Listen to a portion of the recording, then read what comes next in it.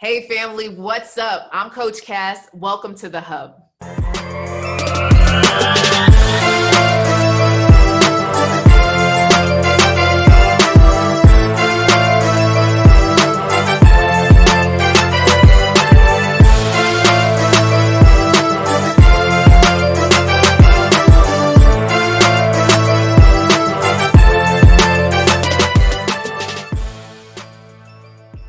So on today's show, I have Latresa from Tennessee. She's 36 and ready to mix, y'all. Repping again for the Deltas. What's up, Delta? Dr. Latresa. What's up, girl? Welcome to the show. Coach Cass. How you doing, girl? I'm doing good. I'm extra excited about your hair and my tie-dye shirt all at the same time. So for those who are actually watching this episode, my daughter did a tie-dye shirt and she's 3. And I actually think it came out pretty good. Like, I'm feeling kind of fly, you know? I would buy that. Nice. I would buy that.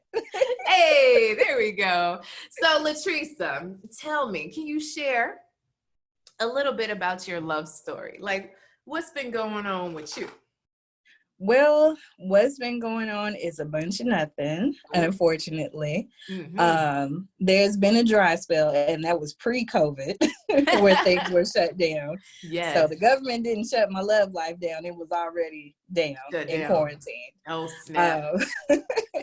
I just spend a lot of time working, and I just don't get out there enough. And honestly, really, if a man's not breaking into my house right now, I'm not going to meet him. See, at least you're truthful. Latresa, yeah, I tell my clients all the time, listen, unless it's the Uber Eats guy, the Amazon Prime guy, like, how you going to meet somebody? Because you don't even open the door for them. You say, leave it at the door. Absolutely. And so I take full responsibility in the fact that I'm not putting myself out there enough. And a lot of that is because of my dating history has just not been good. And again, even with that, I take responsibility for things that have happened there. So, you know, nothing is one side. I could always tell a story that makes me look innocent and, you know, guilt-free, but that's just not accurate. So, you know, when people ask me, well, why are you single? I say, well, first, I'm crazy. And second, I'm crazy. See, number one. So, you know, I just have not had good experiences, some of them because of my choices. And I apparently never met a red flag that I didn't like. And so I have just proceeded in situations that expired long before I left them and try to make something out of nothing type of deal. And it just hasn't worked out. Girl, you've been through the whole book and all the chapters. All of them. Never met a red flag you didn't like. Oh, girl. I go to therapy bi-weekly for the last several years. I'm very self-aware about what I do to contribute to my current position. And so I know where some of this has taken me, and I'm trying to make a U-turn from there. Oh, beautiful. But it's good. You're trying to make a U-turn. This is good. Yeah. So tell me, what is your question today? So, Coach Cass, my question really is, how do I meet somebody where they are? Because as I said, I never met a red flag I didn't like. And what I find is that I pick projects instead of partners. Yes. And so I'm not finding somebody I'm compatible with. I'm trying to get them to be compatible with me. And so it's if I give enough, do enough, be enough, then I can get them to where I am. And then now we're compatible. Now we're on the same page. Yes. And in doing so, I'm ignoring the things that I know make us incompatible.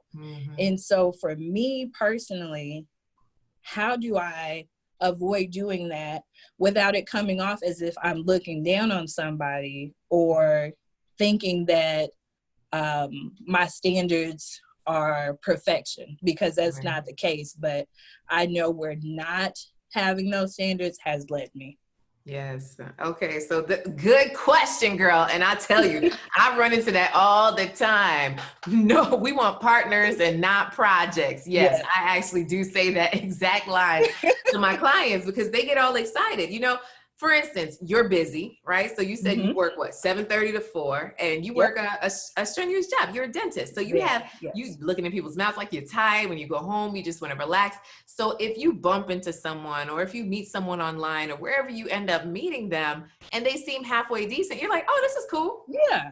Yeah. Right. And then you end up kind of in like this weird relationship that kind of lingers. Yes. And maybe turns into a relationship that also kind of lingers, or it kind of fades into the background and somebody gets ghosted. So it's not a happy place to be in. No. So the first thing I would definitely say is to look at the pattern and how you choose your partners. And if you say, okay, well, they've all been projects, then it's to think of, okay, well, are you really clear on what healthy relationship looks like for you? Right? Because sometimes I've realized with many professional women, they've never actually been in a healthy relationship. So it's like, how do I choose that? Because, because I've never experienced it. Then my parents are kind of crazy. Yep. And then you look on TV and that's madness. So where that's supposed to come from? So it's really starting to get clear on what does healthy look like for you? And what do you need at your very core, the top 4 things in order to have you feel valued and loved, and really getting deep about that. So for instance, I have a client that recently broke up with her boyfriend because she realized that, yes, he was all the things on her checklist or her non-negotiables, but she realized she didn't go deep enough. Right. So what did that mean? He didn't have a car. She was like, but we're grown, Coach Cass. Like, I didn't know I had to ask. Did he have a car? So then I had to drive halfway across my city to go pick him up. She's like, that's going to get tired real quick, you know? And then he was placing blame on others, all the time. And so she realized that he wasn't someone that accepted responsibility, right? So she realized that there were some additional things that she didn't think about other than, non-smoker, likes her kids, adores her. But at the same time, I helped her to realize that she still found something new. She was able to experience what good loving felt like, meaning like he adored her for who she was. He accepted her children. They got along. They were of the same faith. He even said he would wait, all those things that are really cool that she's never experienced before. So what I would say to you is to enjoy the process of getting to know someone and just feel that, versus committing too quickly or entering into a situationship relation thing, is really being able to date multiple people. And I know as a busy woman, you might be like, well, ain't nobody, you ain't got time for that, Coach Cass. Like, I got enough time to date a people, not multiple people, Coach Cass. A people. See, that's the thing. That's the problem. You're serial monogamist. All right. Yes, I am diagnosing you today. And many people listening and watching, believe me, not only am I the president, I am also a client, right? So I know what it is to be a serial monogamist. You're like, okay, you have all your teeth, you smell good, and you kind of act right. Let's see how this goes. And you commit to getting to know that one person. And after a month or two, you're like, this ain't it. But you already started to get to know them. They came over to your house. They might have slept over, so now you're like, oh man, to go start this whole thing again. So it's just being able to tweak the process on the front end of how you spend time with people that you meet and how do they get access to you. So no, they can't come over so quick. No, they can't sleep with you. Not saying you sleep with anybody, but like to no, they can't get the good. They have to put in a little bit of work. And it's not a point of proving themselves. It's just allowing you to observe. Okay. and understand. So that same client I just spoke of, she was able to break it off with this guy and not be, oh no, yes, why me? You know, like, yeah, she misses him, but the fact that they hadn't slept together, right? And that she was very clear that this wasn't the one. How many times have we stayed a little bit longer than we should have because that stuff was good, right? Yes. Or, we'll just work it out after this one time. Tomorrow in the morning. Right, right. Tomorrow after breakfast, right? So just one more again. So being able to say, all right, let me go in with a clear lens, right? Okay. And look through this new clear love lens to say, all right, who is this person? Mm-hmm. How do I feel with them? And let me just see who they are when we go to dinner, when they're around their family, when we hang out, like, who are you? And get to know that person. But I'm about the persons, the people in it. Okay. Multiple. Yeah. Okay. So I'm specifically thinking of another client who was a partner in a law firm. Mm-hmm. And she was divorced and she had 2 children. And so she would go and get a babysitter for the kids when she had a date. And then she'd go down to the local mall and shimmy down after the courtroom. She'd shimmy down into a little black dress and she'd be a little scared thinking, oh no, maybe I'll run into like my date's sister, so she's like, this is so embarrassing.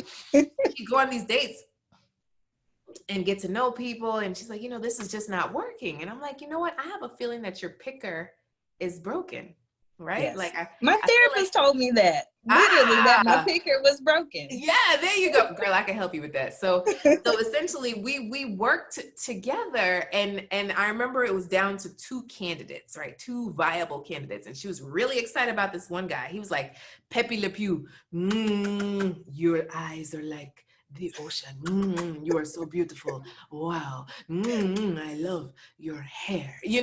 All of that. Sexy, bearskin rug, naked, lovely, right? Then on the other side, it was this guy, professional guy. And I remember on the first date, she was a little annoyed because he moved their table like 3 or 4 times. And she's like, I don't know, Coach Cass, he moved our table. He seems a little, I don't know. I'm like, but did you have a good time with him? Yes, I did. Did you have great conversation? I had a great time. I said, really? So I want you to keep him in the mix, right? And it turns out that he moved the table because first they were by the bathroom, then they were by a loud family, then they were by a smoker. It was stuff going on. Yeah, reasons. A lot of things. Nobody wants to sit by the bathroom. I'm paying good money. Nobody. I don't even know why they put tables by the bathroom. There should just be a big gap there, right? Exactly. And so she was seeing the both of them. So she's having passionate time with Pepe Le Pew over here. And then, this guy, she really started liking him. Yeah. And they really started having a good time. And they really ended up getting married. Wow. Okay. Yes. Okay. Yes. So what I have seen with 99% of the women that I work with, professional women, is that, listen, you're just choosing the wrong one. You might have viable candidates right there, but you somehow, the red flag, you never seen a red flag you didn't like, right? So my really long answer to all of that is just to start to look at how you choose men. How do you allow men into your space and they don't automatically get to take all your free time or all the time you feel like giving? There needs to be a survival of the fittest. We need to get a lineup going on, and not a Hunger Games in here, but a rotation. Okay. I said, we can get Hunger Games in here. Hey. Yeah. So, so that's what I would say to you. So tell me what is your takeaway from that? My takeaway is that I don't have to get tunnel vision on one potential person. Yes. And that for me to really see what's out there, I have to see multiple people, not a people, but multiple people. And that I actually have to put myself out there and go out and not just wait in my living room for the DoorDash man to be the one.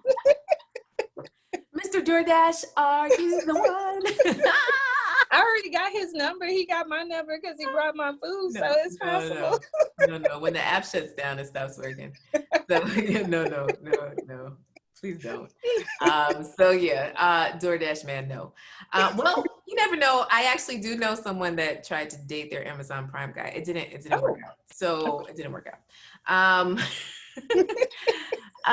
So where can folks usually find you? What do you do for fun? Like, what's your Oh my goodness. So my fun thing is boxing. I took up boxing about 2 years ago. Nothing, I'm not Mike Tyson or anything like that, but for exercise and for stress relief, hitting people is frowned upon, right. But hitting a bag is okay. Nice. And I recently started doing water aerobics classes. My new squad is like 70 to 85 years old, but we have a good time in the pool, so it's all good there. And when everything opens back up, I collect vinyl records, so I like to go to the record stores. Other than that, I'm just hanging out, relaxing. I love it. And what would you say is like your favorite movie of all time? The Sound of Music. I'm a big musical person. Oh my goodness. I have it on DVD. I have the vinyl records. I have everything. I've seen the play. I was a concert mistress for the play when I was in high school for the orchestra. I love The Sound of Music, like obsessive. That's like, I love Mary Poppins. Yes. Yeah. Chim chimney. Julie Andrews. Super talented. I love it. Okay. Well, if anybody was to slide into your DMs, during this show, she's still single. We just never know, right? Okay. During this show right here, how do they slide into your DMs or just connect with you? Well, the DMs of the church are definitely open. So let me say that as of this taping. But I am on Instagram at It's Dr. Fab, ITSDRFAB. My profile is private because the feds are watching, but I will see the little request in the message box and I would be happy to chat with you. Okay. All right. Chat away. All right, family. So I hope that you got something from today, is that maybe just the picker is broken and how you've been choosing people is the issue. So start to look at how have you chosen your A people in the past, and then I need you to have multiple people in the lineup, not just one. Don't give that person the highest seat in town when they didn't earn it. Hello. Word. Come on.